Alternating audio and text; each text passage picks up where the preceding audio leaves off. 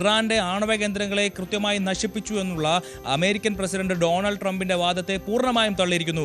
അലി ഖമനയുടെ വാക്കുകൾ ഇങ്ങനെയാണ്: അമേരിക്കയ്ക്ക് സ്വപ്നം കാണാം, ആ സ്വപ്നം പറയാം, പക്ഷേ അതൊന്നും യാഥാർത്ഥ്യമാണെന്ന് കരുതരുത് എന്നുള്ളതാണ് അലി ഖമനെ പറഞ്ഞിരിക്കുന്നത്. അതായത് ഇറാന്റെ ആണവ കേന്ദ്രങ്ങൾക്ക് ഒരു കുഴപ്പവും തട്ടിയിട്ടില്ല എന്നുള്ളതാണ് അലി ഖമനെ കൃത്യമായി പറഞ്ഞു വെച്ചിരിക്കുന്നത്.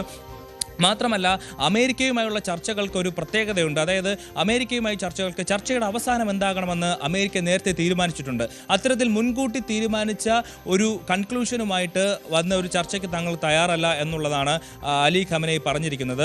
മാത്രമല്ല, ഇറാൻ വീണ്ടും ആണവ ബോംബുകൾ അല്ലെങ്കിൽ ആണവ ആയുധങ്ങൾ നിർമ്മിക്കാൻ ഒരുങ്ങുന്നു എന്ന് ആരോപിച്ചുകൊണ്ട് പല രാജ്യങ്ങളും ഇപ്പോൾ വീണ്ടും 2015 എടുത്തുകളഞ്ഞ സാങ്ഷൻസ്, ഉപരോധങ്ങൾ ഇറാനെതിരെ വീണ്ടും യുഎനിൽ കൊണ്ടുവന്ന് ഇറാന് മേലെ അടിച്ചേൽപ്പിക്കുന്ന സാഹചര്യങ്ങളൊക്കെ ഉണ്ടായിട്ടുണ്ട്.